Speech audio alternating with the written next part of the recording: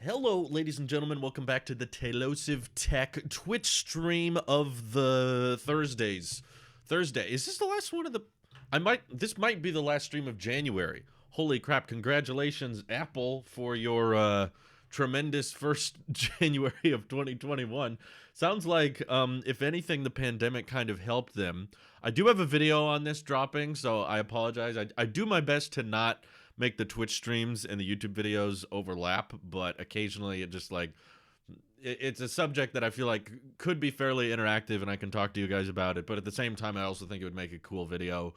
So I'll sprinkle in some more jokes in there and make it more cut down and trim so that people who don't want to watch the whole hour stream can have like the highlights of whatnot. But I wanted to talk in the live stream a bit more about like a broader subject of, smartphone sales have been in decline for past few years now. And I don't think it's because, people aren't using smartphones as much as just people don't see the need to upgrade as much. And for whatever reason, I have kind of thinking about this all of last year. I was saying the iPhone 12 most likely will be the largest upgrade we see for a long time and that it would be a super cycle. But I guess I wasn't anticipating it do as well as it is. I didn't think it would shatter as many records as it is. And that is all apparently the case so far with, over 81 million units in quarter four. And Apple saying they're seeing more people upgrading or switching to iPhones than ever before in the first fiscal quarter of 2021, which is crazy. And for the first time, Apple exceeding over 100 billion. Holy crap, that's a huge number. I don't know. I don't understand why people react so bizarrely with the stock market. I know there's a lot of talk with the stock market right now between Robinhood halting sales of GameStop and AMC and that kind of thing, but also like Apple stock is down like 2% today, despite despite them having like the best quarter ever and them reporting like record profitability and huge operating cash flow and just so many great things they reported on, and people are like, eh. It's very bizarre. But iPad and MacBook sales did even better than iPhone sales in growth, not in quantity. But yeah, they grew. iPad sales bizarrely high. I did not think this year was pretty major for the iPad, to be honest with you. I mean, what did we get this year with the iPad, last year with the iPad? Like, iPad Pro came out with LiDAR in an ultra-wide camera. Okay. And the budget iPad was still a budget iPad, except now it has an A12 chip instead of an A10. Okay. And then at the same time, iPad Air, I guess, is the sole reason. Maybe iPad OS, yeah, maybe iPad OS was getting a lot of people to upgrade to it, but they saw over 40% growth with the iPad, which pretty much the only major thing that happened with the iPad in 2020 was the Air 4. So that must be just a huge hit of some kind, because it must have been, I mean, I thought it was kind of pricey. $600 iPad, I was not expecting to make all the difference, but yeah, Cosminator has a point. He says it's not about features, it's about need. My family bought 5 iPads this year for the pandemic and work/school from home. Yeah, I think that there's a lot of truth in that. There's probably a lot more people working from home or schools buying out more tech to give out to students or requiring students have certain tech. But yeah, I imagine Apple's probably directly profiting a lot from that, which is, it's not like they've been completely unhurt by it. I mean, yes, they had a very profitable quarter, but at the same time, there was a big chunk of 2020 where they just closed all their Apple stores and continued to pay all the employees their regular salaries, and they donated to various causes and rolling out masks and face shields and stuff. So they're spending some extra money, and their supply chains were hurt, of course, too. So I'm by no means saying they lost money, but they definitely turned a profit. But at the same time, they're probably spending a lot more. So yeah, I imagine with more people working from home, they might see an increase in sales in general. I'm surprised that most of them flock towards the iPad though, because like my parents run a school, and there's certain rules and guidelines that school districts have in place that say like you need a keyboard or you need a laptop of some kind for this type of testing and that sort of thing. Um, so yeah, I'm kind of surprised that resulted in such huge growth in the iPad sector, but hopefully that means good things for iPad OS moving forward, knowing that there's going to be such a large increase in iPad users over time. iPads will last kids through elementary and middle school, unlike Windows laptops. Yeah, I agree. Yeah, I'm the Apple sheep. You don't have to convince me. I would much rather have an iPad over a cheap laptop. I'm just talking about school guidelines and rules and stuff. Um, M1 Max released pretty late in the year and shipped even later, so next year's sales will probably reflect the Mac better. I'm sure they will, but at the same time, you're probably getting some massive Osborne effect right now because everybody knows that Apple Silicon transition is taking place. Well, I guess not everybody knows. Some people are probably still buying Intel Macs. I still think to myself, like, are there people buying the iMac Pro from Apple, like, right now? Like, it hasn't been updated, it hasn't been touched in however long. And people are like, I think I want an iMac Pro. Yeah, that sounds like a good idea. And they buy it. Like, how are they going to feel when the iMacs get refreshed or whatever? Um, but at least people who are somewhat aware of should I buy or should I wait, um, there has to be some people, there has to be at least a decent portion of people that are like, I'm not buying a new Mac yet because I'm waiting for that Apple Silicon chip to come to more devices. And if you're even remotely aware of Apple products, you know that the silicon transition is supposed to take 2 years. So if you can wait a little bit longer, they probably will. I think that when the new iMacs come out, there will I think they're going to sell really, really well. Normally, I wouldn't say that, um, partly because I'm an Apple sheep, and I'm like, well, desktops in general don't sell very well, and laptops have been on the rise lately. So desktops kind of been phased out. But if Apple is truly planning on making a fairly priced, redesigned, futuristic-looking iMac with Apple Silicon in it, and you can get it for a pretty decent price point, I could see a huge number of potential people who used to work in offices, not so much in school, maybe some students, but probably of the higher age demographic. People who used to do work uh, at an office now being like, oh, I can get a desktop set up because I'm going to be working from home more often. And I knew, it's going to have great webcam, great microphones, and all that stuff. And it'll look cool. And it'll be a Mac, of course. So it's going to have good build quality and years of software support. So I could see the iMacs to come out selling really, really well, like a huge influx of people who have not updated their iMac in a long time, finally deciding, okay, now's the time. I know it'll be faster and it'll definitely look better. And I need a new iMac more than ever right now. So Apple Awesome says the only problem is when using iPads for high school, it's not all websites work on Safari for iPads and iPhones, even if you use the desktop site and Safari website settings. Yeah, that's one of those things too. Like I was talking about earlier, that schools use weird stuff. I hate it, by the way. I despite it, but whenever I was either in college or in school, they would always have these weird, bizarre websites or programs that the school decided, no, we have to use this because the school bought and paid for blah, blah, blah, blah, or that's what the teacher is used to, and the teacher can only use this one program because that's the one they're used to. It's a little dark in here. I was just going to raise the brightness a bit. Yeah, just a little bit. Schools have weird guidelines and stuff like that, and I'm surprised. I'm not mad. I'm just surprised that so many schools have been comfortable with we can do everything we need to on an iPad, because back when I was in school, Apple ecosystem was a foreign topic. Like, you couldn't do anything on an iPad growing up. At least back when I was in school, iPads were not as capable as they were now.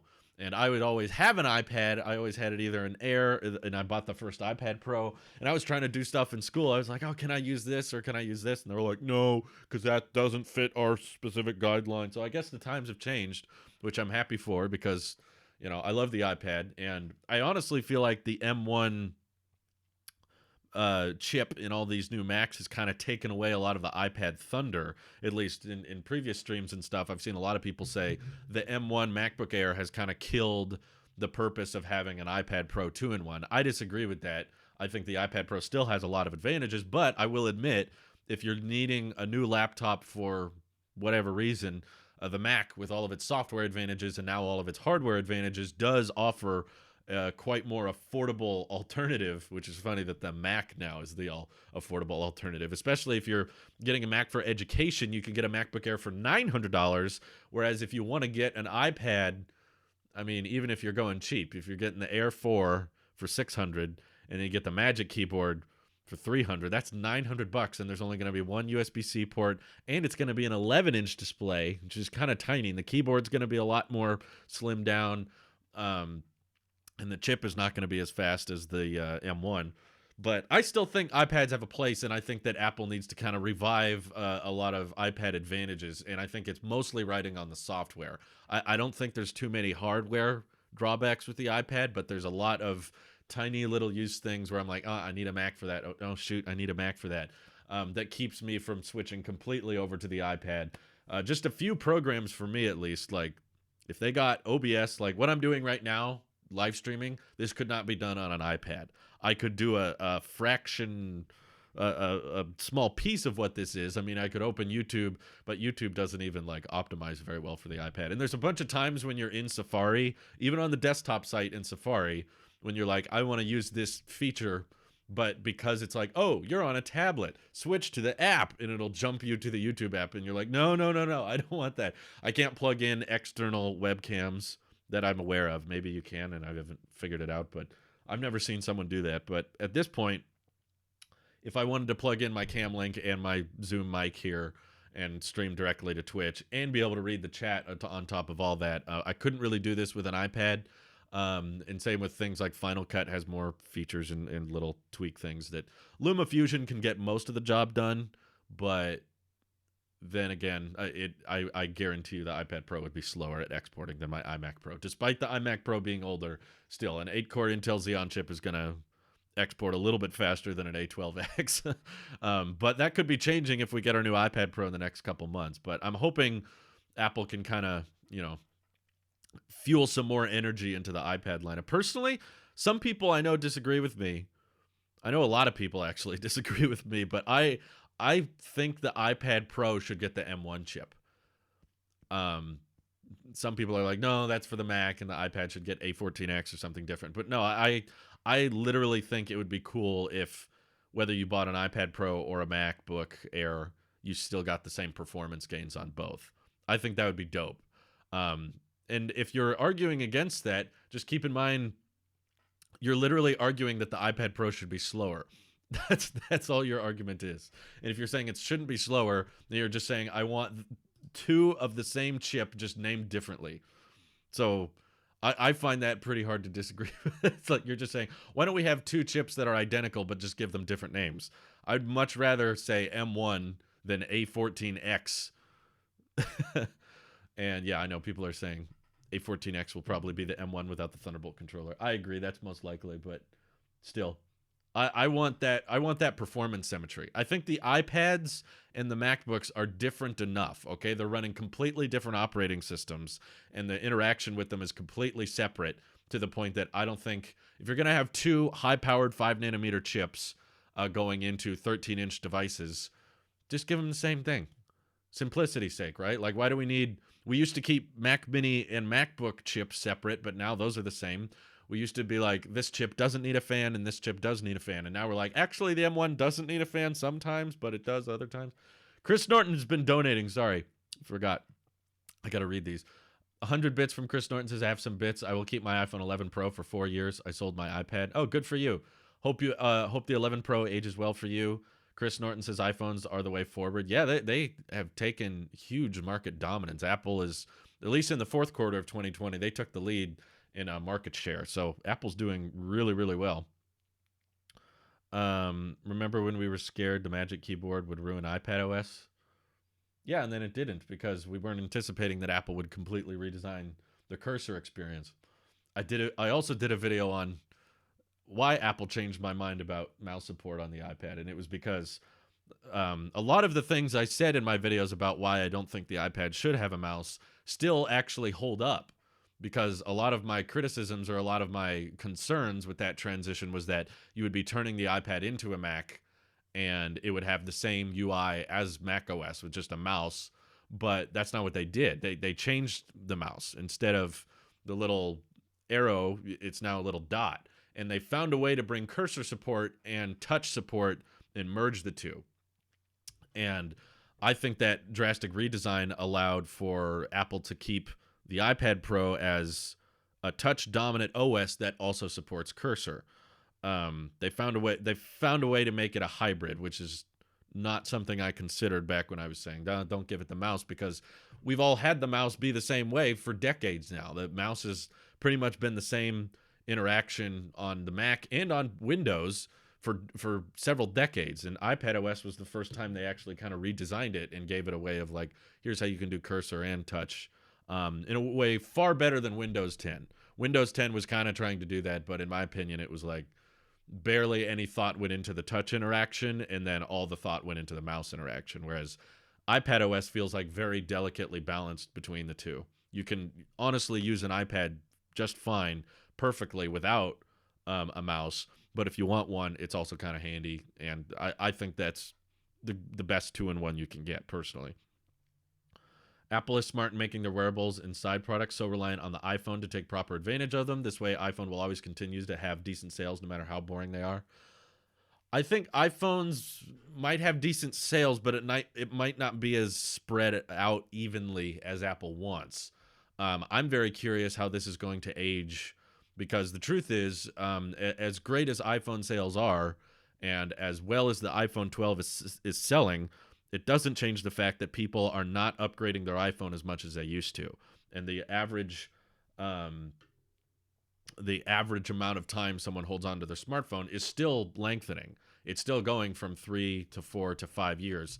And because of that stretch, I see that, yeah, a lot of people are getting the 12 Pro and all that, but how many people are going to hold on to those 12 Pros for 3, 4, 5 years? And if they see a huge upgrade cycle now, what is that going to say about iPhone sales for the next couple of years? I think they're going to see them go pretty low, because what's rumored to come out for the 12S and the 13 and the 13S doesn't sound super compelling to me. And I think that the iPhone 12, like I've said before, is a bigger change than the biggest change we're going to see in iPhones for a long time. I don't think this year's is going to be as big, or the year after that, or even the year after that. I don't think will be as major, because this was a big year. They're not going to be able to market 5G all over again as well. Are you monitoring the SN9 launch? Super excited. I'm tuning in occasionally. It seemed like last time I looked, there were still guys on a crane working on.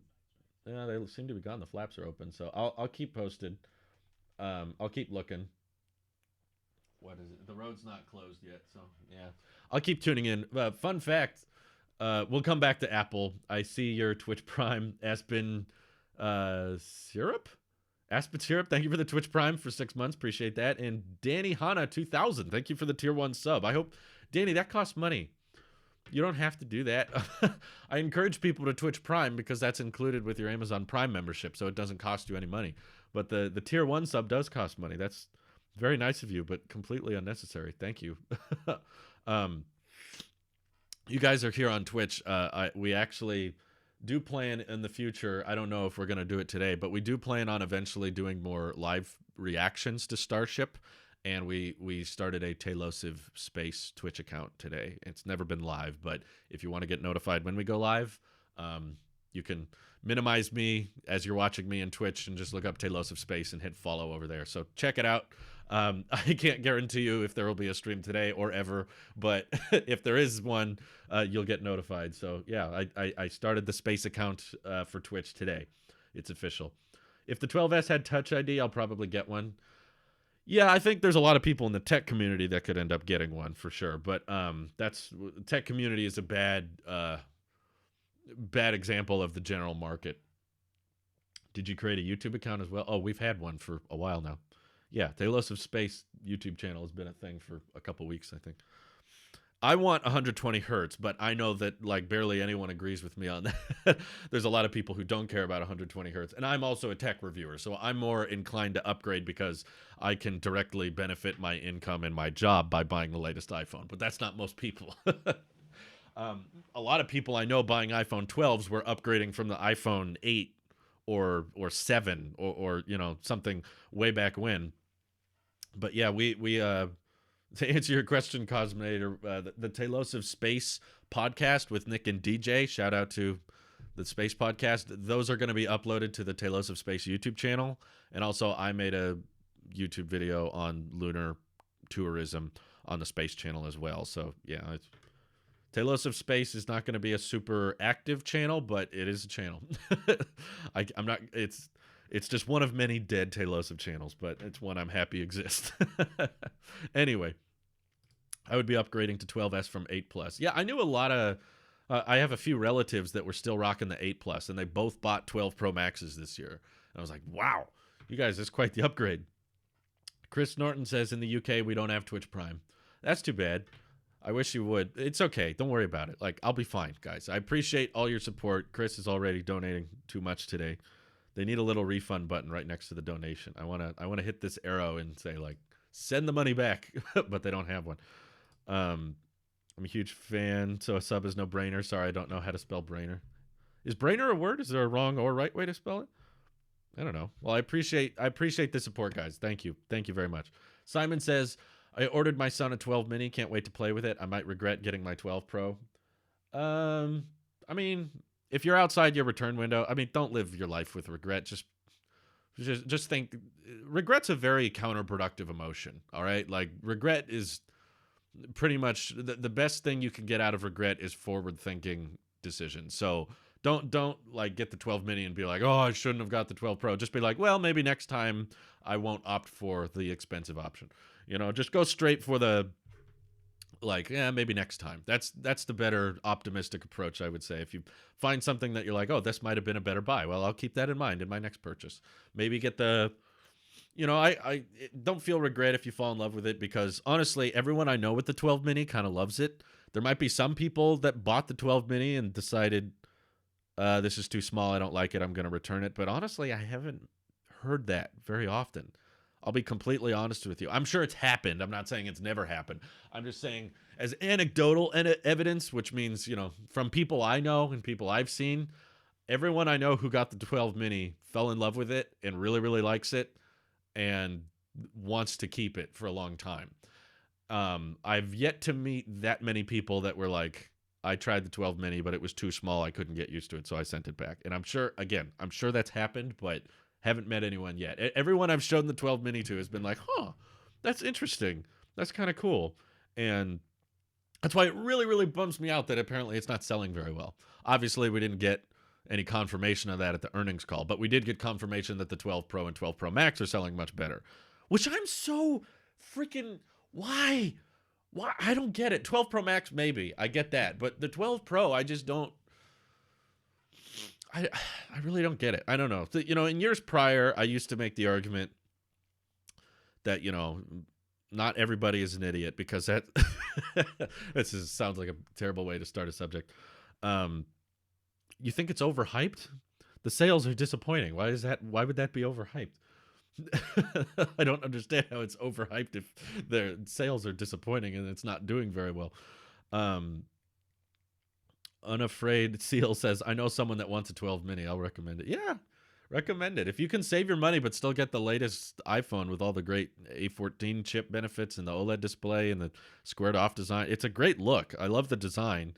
It's a very modern, more clean looking design than the older iPhones, but still, yeah, I mean, this is the cheapest way to get an iPhone 12. So, and it's nice. It's so compact. I can reach everything so easy. Like, I'm honestly concerned that I'm going to fall in love with this design so much that when I go back to the Max, I'll be like, yeah, battery life on the 12 mini though.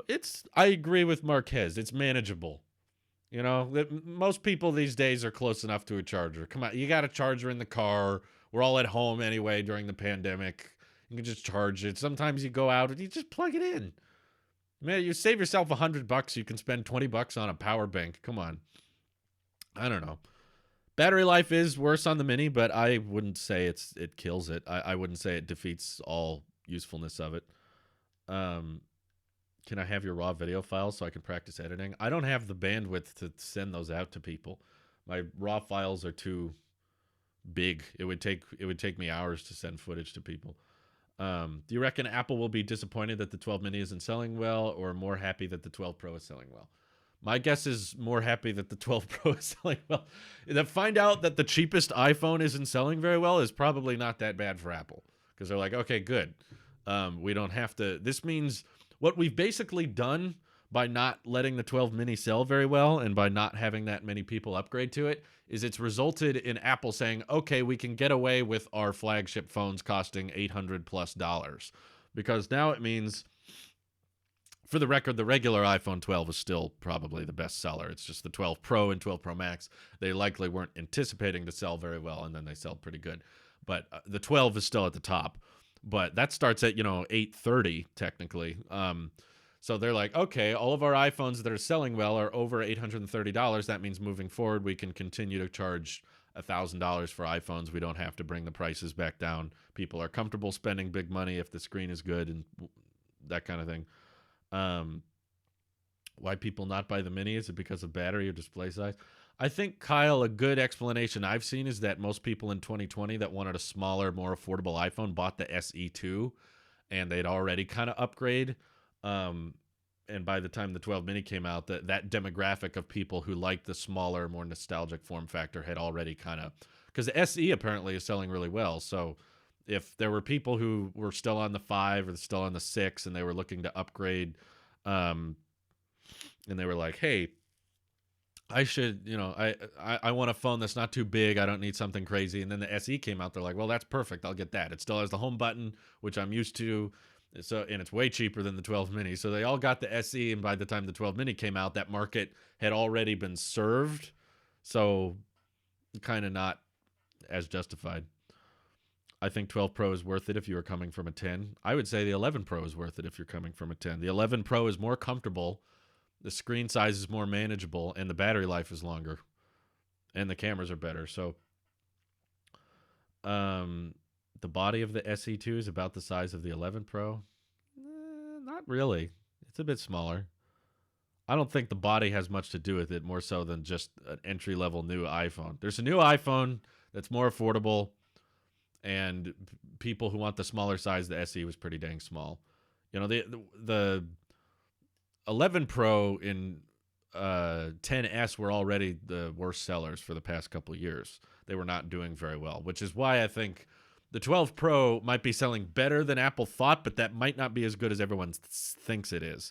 It's possible that because iPhone 10s didn't do great and iPhone 11 Pro, I'm not talking 11 Pro Max and I'm not talking 10s Max, I'm talking the 5.8-inch iPhones, because those were the worst selling for the past couple of years. Perhaps the supply chains for the 12 Pro were really, really limited because they were like, no one's going to buy this, everyone's going to buy the 12. So they go really, really calm on 12 Pro, and then when sales are marginally better than that, they're like, oh, it's better than we thought. So we'll never know exactly, but it's very possible that the expectations were set so low, and that's why they were exceeded. But let's see. The Mini has better battery than the 8 Plus, which is what I have. I want a Mini so bad. Does it really? I thought it was worse than that. Let me look at the compare page. I need some answers. 12 mini versus, I know the milliamp hours is probably smaller, but what's the, yeah, 12 mini says 15 hours of video playback. 8 Plus was 14 hours. Okay. But it depends on what you're doing, I think. That makes quite the difference. Let me scroll down. So a little bit better than the 8 Plus. It's really not been a big issue for me, I must say. Video playback streamed. The 8 Plus doesn't even have an answer. Okay, so audio playback is actually a little bit better on the 8 Plus. 60 hours versus 50 hours. So I think because the milliamp hour capacity is so much smaller on the 12 mini, that the standby time is a bit worse. Like the amount of power it draws when it's put to sleep is a bit worse than something like the 8 Plus, but when you're doing something like video playback, it can last a little bit longer. So the answer is it's not objectively better. It just depends on what you're doing. It can be better in certain instances, but it can be worse in other instances. So yeah, I'd say pretty close to on par. I went from 6 to 10, then 10 to 12 Pro Max. Nothing will ever feel as big an upgrade as 6 to 10. 12 Pro Max just feels a bit more square. 10 with a few extra features. 10 felt like something completely new. Yes, who's it? Sly Guy. 10 is, I still fully admit, the iPhone 10 is the biggest year-over-year upgrade ever, and I don't think we're ever going to top it. I can't imagine any other year-over-year upgrade with the iPhone that would be a bigger deal than that. Maybe if Apple decides to make a foldable, I'm still not convinced they will. I'm not convinced that's a for sure happening thing. But yeah, I don't know. Even then, though, removing the home button, switching to stainless steel, switching to OLED, going with curved corners, going with Face ID, and the updated cameras. Oh, also added wireless charging. We forget about that sometime. That was all. iPhone 7 to 10 was 1 year. Like, people forget that sometimes because of the 8. People think, like, oh, then the 8 came out, then the 10 came out. It's like, yeah, but they were unveiled at the same time, and like no one was buying the 8 because they were all waiting for the 10. Yeah, I don't think. Well, iPhone 6 was already foldable, so no one has ever made this joke before. Oh my god. Cov Notorious, thank you for the tier 1. That also costs money. What the heck? You guys are spending money on this. You don't need to. I'll read your comments. Thank you for the tier 1 sub for 4 months. 8 Plus gives me about 2 days of battery. Oh yeah. If you can get 2 days of battery on an 8 Plus, you'll be fine with a 12 mini. Don't worry about that.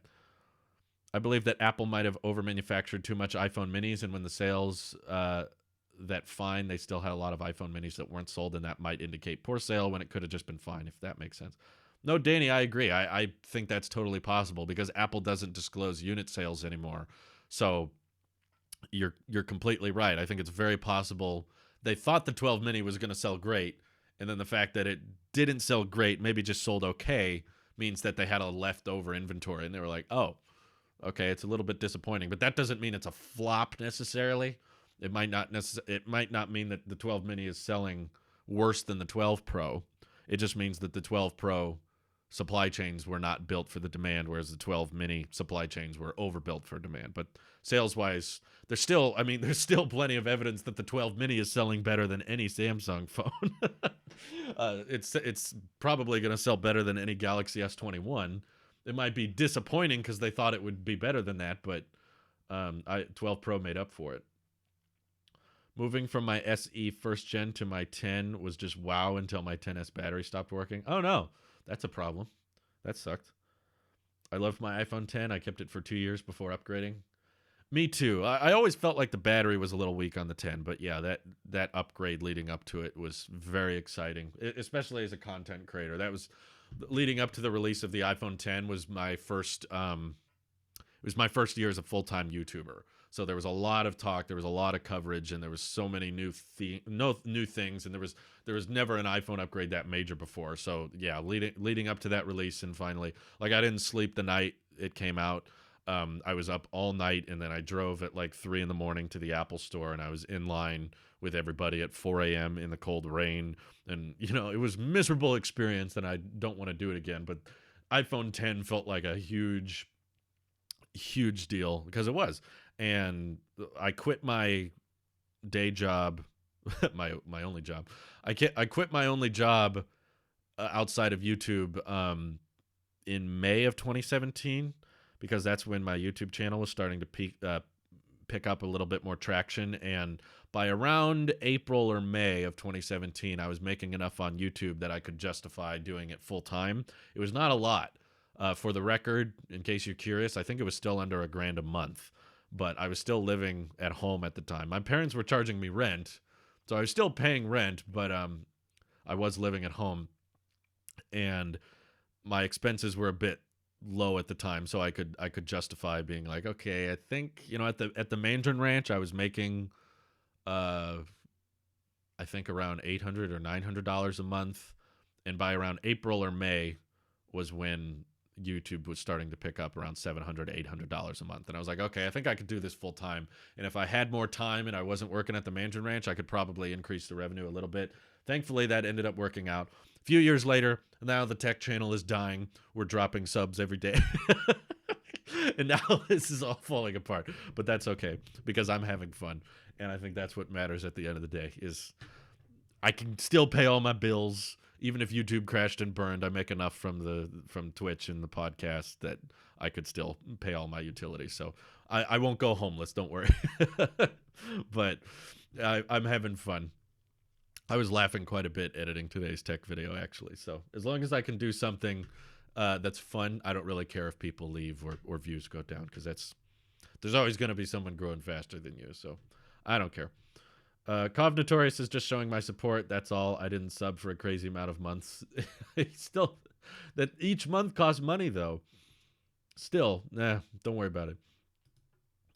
The subscribers are falling for real. A little bit, yeah.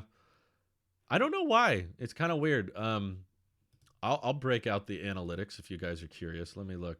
I don't normally look at these. Okay. Yeah, they kind of go back and forth. Let's see.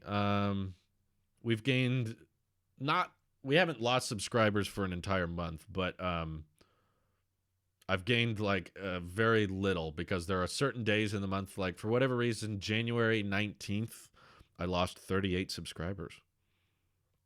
I don't know why. What did I post that day? Let me look. January 19th. I uploaded a video about Apple working on 2 different Mac Pros. Was that the one where I said unsubscribe at the end? That would be funny. Let me find it.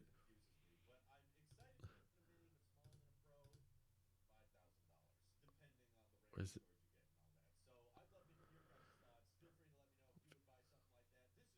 No, that wasn't that day. Okay. I was wondering, like, maybe everybody listened. I don't know. Was that the video I told everybody to unsubscribe? I don't think it was. That was probably the worst day of the month. We lost a bunch of people. Again, I don't know what I did. There was an interesting report about Apple making 2 separate Mac Pros. I upload a video. People are like, this guy sucks. Which is like, okay, fine. Bounced back, started gaining subs the next day, but then January 26th, we lost like 21 people. What did I post that day? 26th. Oh, the most stale upgrade in years.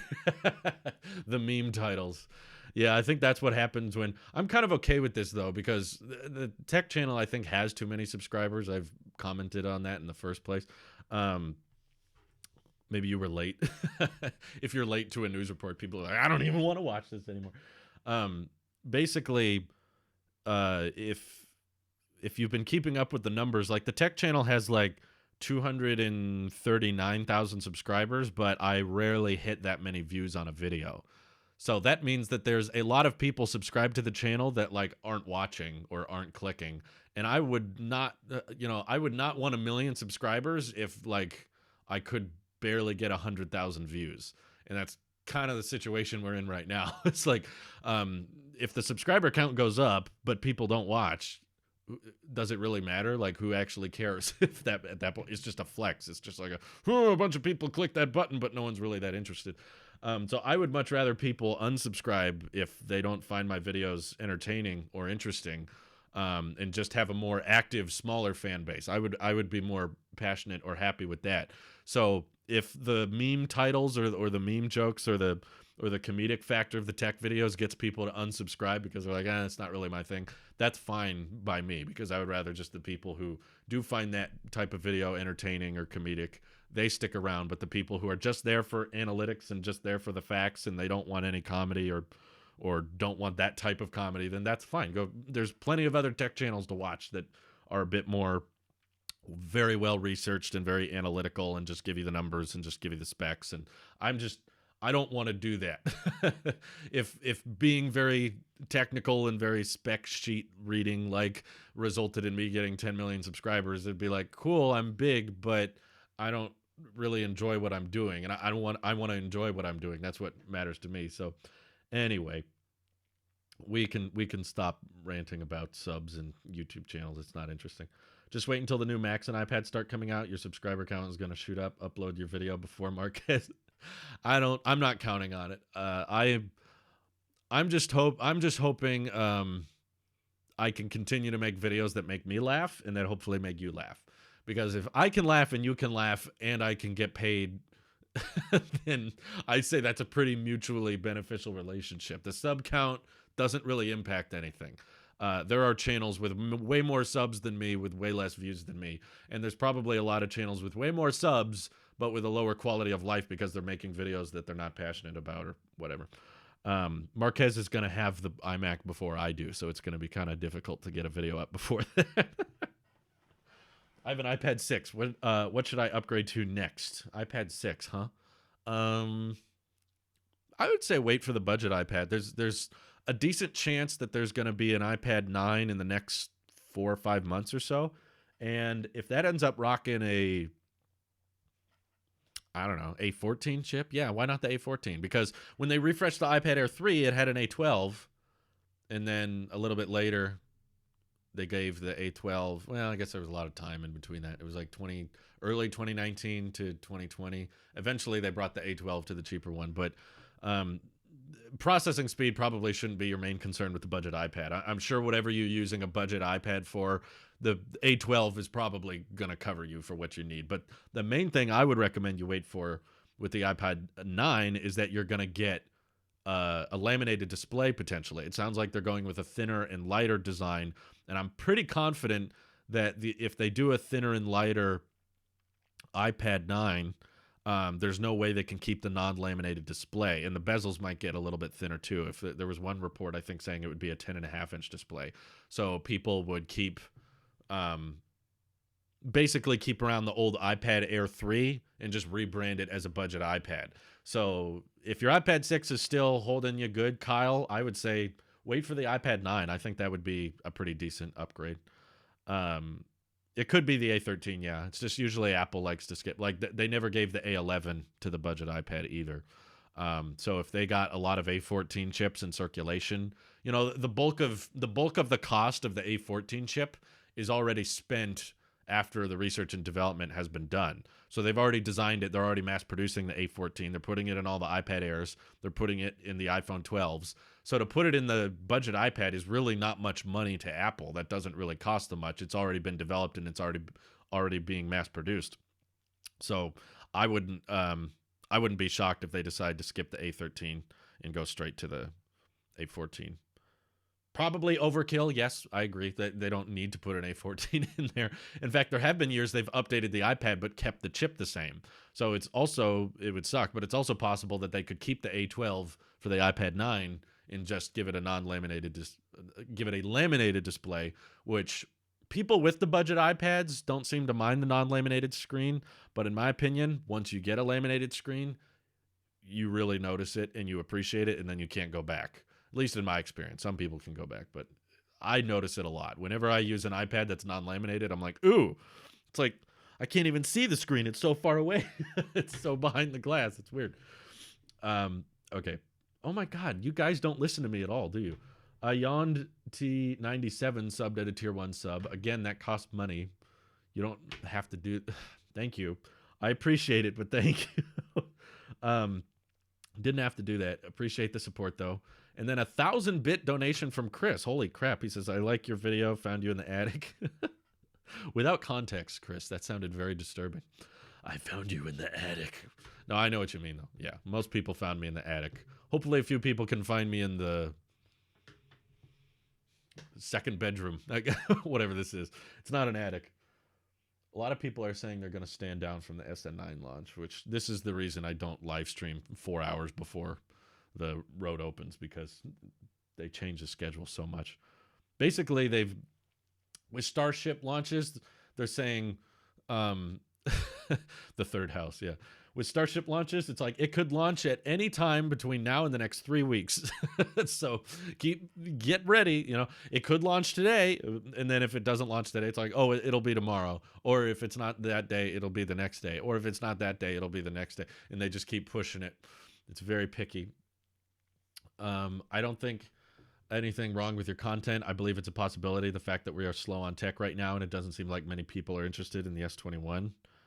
Yeah, I mean, I'm not interested in the S21. I don't blame you. I genuinely believe that the tech community is increasingly going to run into this issue. I mean, not everybody's dropping subs, I know that, but the main foundation of most of the consumer tech community, I always thought that it was too vague of a genre. For the YouTube set, you know, when they're like, what genre of videos do you upload to your channel? Pretty much all we can do is science and technology, and there's no other genre. And I really feel like that's way too vague and that's way too broad, because science channels are completely different from tech channels. Like channels that talk about scientific things or scientific research, it's so different from like how small can the notch get, and yet we're still branding it as science and technology. There needs to be like a mobile computer section, and by computer I'm including watches and headphones and smartphones and all that. And I wish you could just kind of brand yourself as, even get as specific as like I'm an Apple channel. I mainly talk about Apple products. We do talk outside of Apple on occasion, but for the most part, that's what we focus on. And it's weird that that's specific, but at least this consumer tech community, you guys know what I'm talking about. The channels that mostly talk about smartphones and tablets and laptops and that kind of thing. I think the majority foundation of our community is built on smartphones because they're so relatable. So many people buy smartphones. They've changed the world for better, for worse. And, there's over 1 billion active iPhones now. It's crazy. And that's just iPhones. That doesn't count all the active Androids there are in the world. So there's still all this very relatable market that's like, oh, when should I upgrade my phone again? But I think that the innovation in the smartphone world is obviously peaking, and they're running out of things to add. They're running out of incentives to get people to upgrade. And that, of course, is going to mean more and more stale content from the tech community, because this is kind of our bread and butter, talking about iPhones and talking about Androids. And that's most of what we talk about, at least in certain demographics. I mean, there's other channels, Linus Tech Tips doesn't talk as much about smartphones. It's a little bit different, but there are even some threats there with the transition to ARM. How modular and how upgradable are computers really going to be if the future of computing is a lot more like building all the SSD, the RAM, the GPU, the CPU all on one chip, and you just got to stick that one chip, and you get great performance and you get great efficiency on these really thin and light laptops and great battery life, but there's very little modularity to it. So there's all kinds of like long-term issues I see with the tech community kind of running out of engaging or interesting things. And as some people disagree with me on this, but I think it's actually a very heavy variable. What happens in the tech world is going to directly correlate how our channels perform. So that's why it's probably a good idea to not put all your eggs in one basket and just go all in on focusing on, oh, we got to talk about phones. That's what people want. Let's not really stray from that. But yeah, I think EVs are the future. That's why I'm spending so much time on the EV channel, and I'm enjoying it too. I was freaking out yesterday on the Model S and X, but like I'm increasingly getting bored with Apple, probably because a lot of their business decisions, like they're going all in on services, which I find less interesting. It's kind of hard to get pumped for that, right? It's kind of like, woohoo, Fitness Plus, yay, we can spend $10 a month. All right, and okay, they're going to extend TV Plus free trials again, and oh, The Servant still sucks. I don't know why. Me and my watch, I say my watch, like we're going to watch the TV Plus show together. There it is. Me and my wife started watching The Servant season 2. I don't know why. I think we ran out of stuff to watch on Peacock, and we were like, well, we got TV Plus free for another 6 months or something. And we started watching it. We didn't really like Servant season 1. We didn't really enjoy it. We were just like mildly interested in it. And we were like, okay, whatever. And now we started watching season 2 and we're like, yeah, this is still stupid. I don't know why we keep watching it though. We're just waiting for something scary to happen, but it never happens. They have to compensate for the lack of physical upgrades. Oh, I know. It's like from a business standpoint, I get it. If I were Tim Cook, I would probably be doing very similar things. If you want to... Tim is a smart CEO. That's an understatement, to be honest with you. I think Tim Cook is a genius. The fact that he's been able to rapidly increase the sales, like, holy crap, have you guys seen the numbers for Apple's revenue since Steve Jobs has died? It's insanity. I mean, the fact that during the pandemic, they exceeded $111 billion in revenue is crazy.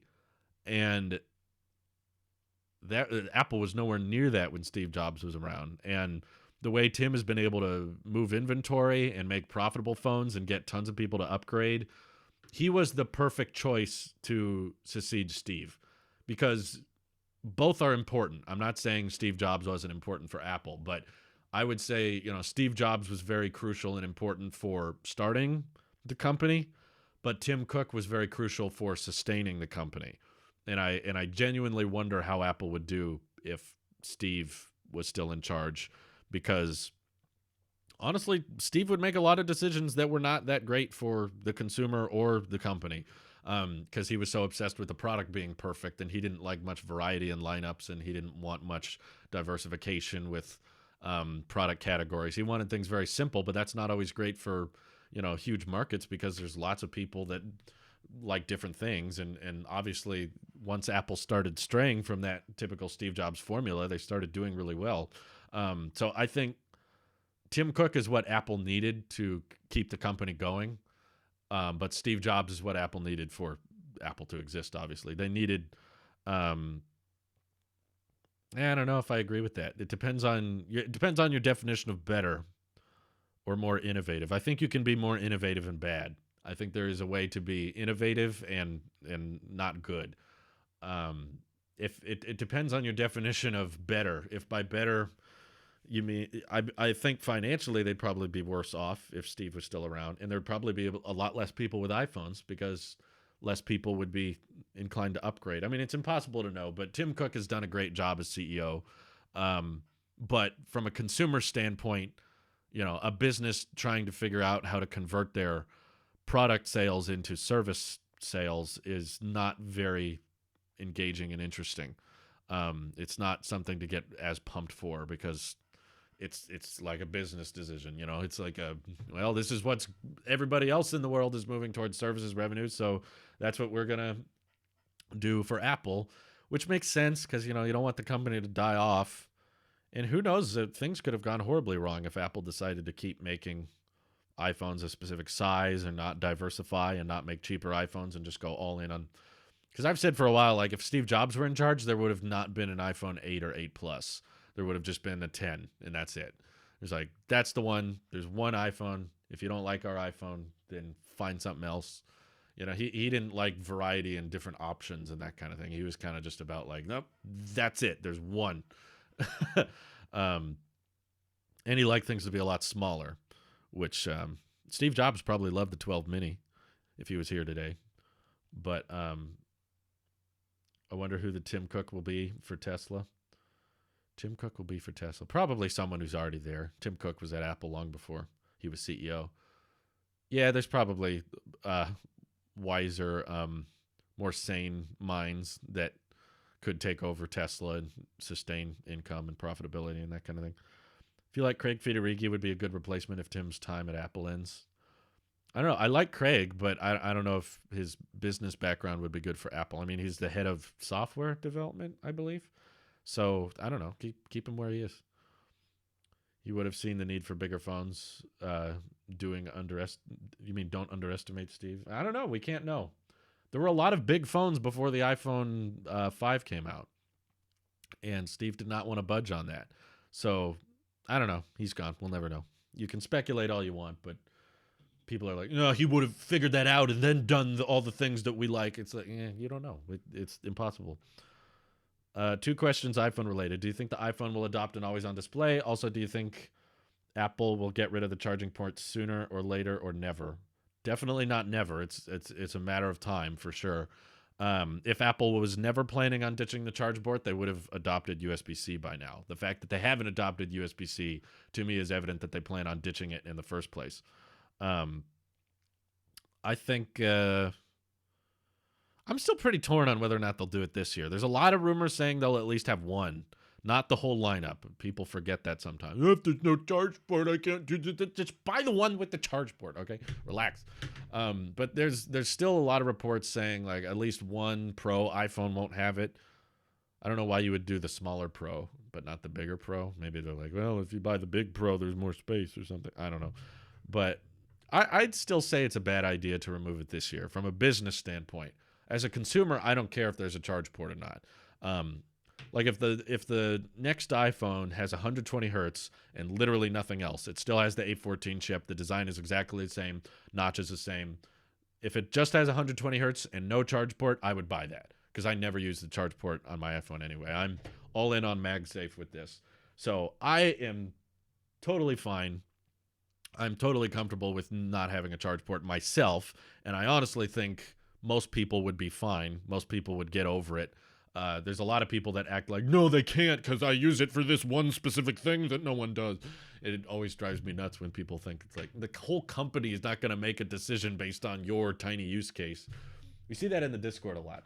There's always this person that's like, I plug in my iPhone Lightning port to my specific $2,000 audio mix board. That means I couldn't use it if it was portless. It's like, yeah, they're good. They're gonna lose out on that if they want to. People are saying site died, site crashed. Oh boy. Um, so I think that Apple wants to remove it. They know that that will remove certain use cases. What about CarPlay? Tough luck. Apple's going to be like, either get a new car or here's this little CarPlay adapter that lets you convert it to wireless CarPlay or something like that. You know, it'll have a little plug that's like, oh, this goes into Lightning and then this goes into MagSafe and then you just do it over Bluetooth or whatever. There will be use cases lost. I said the same thing with the removal of the headphone jack. You won't be able to do everything. You're going to have to buy some new stuff and you won't be able to do everything you could do before. But Apple is usually, they don't remove things because no one is using them. Most of the time. I would say like 80 to 90% of the time they remove something, it's not because no one was using it. They know people were using it. It's because they want to move to a better standard.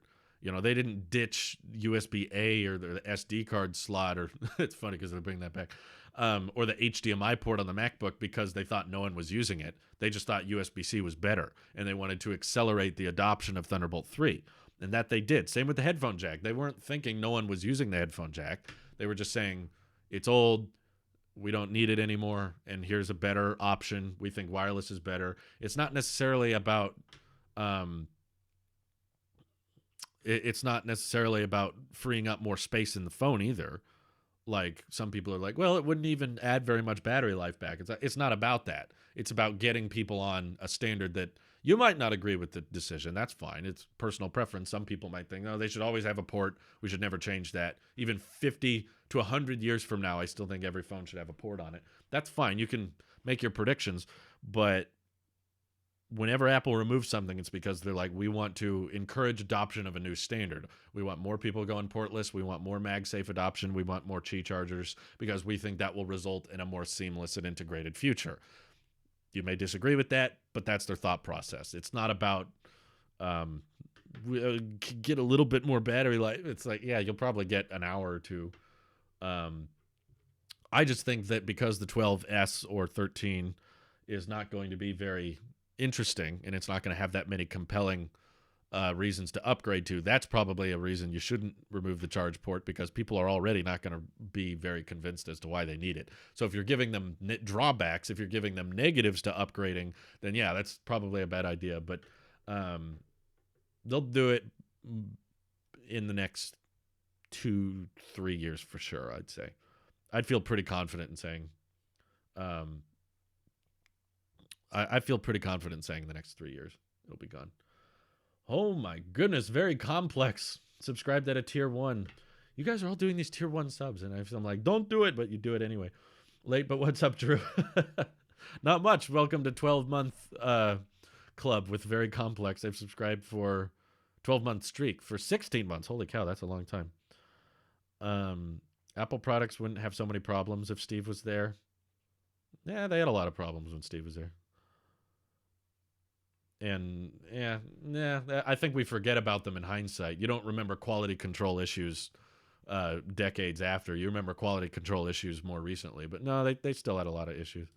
The original iPhone had calling problems and the antenna gate and all that. And there were all kinds of gates when Steve was around.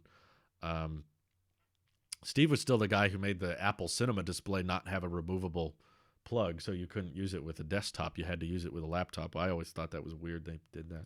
Eventually they got rid of it, but MKBHD says he wouldn't give a design award to a portless phone. How does that make sense?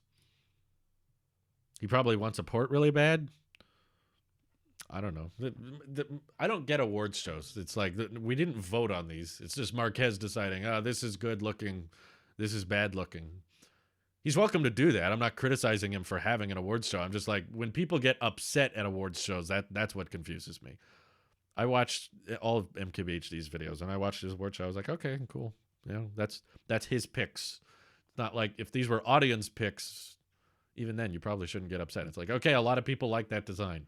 No, it should be the one I voted for. Like, I don't get it. Big deal. Apple CarPlay is wireless now, though. It's wireless in some cars. Not all cars have wireless CarPlay, but yeah, I know. You can do it wirelessly. I get it. If people have money to sub for 6+ months, can I have some? Apple Awesome is like, I'll take money too. Oh, God. Car guesses drive direction based on what obstacles it sees. Context and nav map you can override on touchscreen. Ooh, Elon is getting some flack for that. He doesn't want gear stocks anymore. That'll be another interesting transition. I love it. This feels like the headphone jack thing all over again. I'm just like, you know what? I'm all about that new Model S and X yoke steering wheel. Steering yoke. It's not a wheel. I think it looks great, and I can't wait to try it. And everyone hates it, and I think it's amazing. So it's going to be a great topic on the internet. Lots of disagreement. Wonderful. iPhones would never win if people voted. Yeah, that's true. Unless it was my channel. Maybe if I did an awards show based on what people voted for.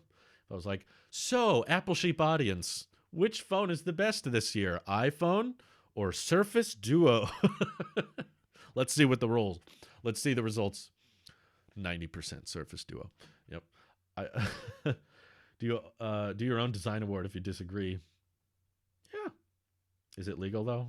Yes. A lot of people keep saying it's not legal, but they don't have any evidence that it's not legal. They just keep saying it's not legal. And then there's like other cars that have, most people would probably vote Surface Duo to troll. Everyone kept saying it's not legal, and then there's actually no concrete evidence that says it's not legal. Design awards are their own opinion on what he likes, nothing more. That's like looking at one review of a product and basing your decision off that one review. He may carry a big influence, but I don't let only him make my own decisions. Yeah, I agree. It's just award shows just kind of put a huge trophy and a lot of power onto an opinion, a choice that one guy made. So that's why I haven't done awards shows myself. I've just not really seen the point. It's like, I'm an Apple sheep. What do you think I'm going to say? best iPhone. The one that came out wouldn't be that interesting. But anyway, I appreciate all your guys' tier 1 subs and all your bit donations today. It's very generous of you. I hope you know it's completely unnecessary. I love these streams, and I got a tech vid dropping for you. Kind of a memey one. Hopefully we can get a lot of people to unsub today. Filter out those non-memers in the in the chat. But hope you guys enjoy it. Tech videos just dropped. I'll see you guys soon. Thank you all for watching. Have a great day. Bye-bye.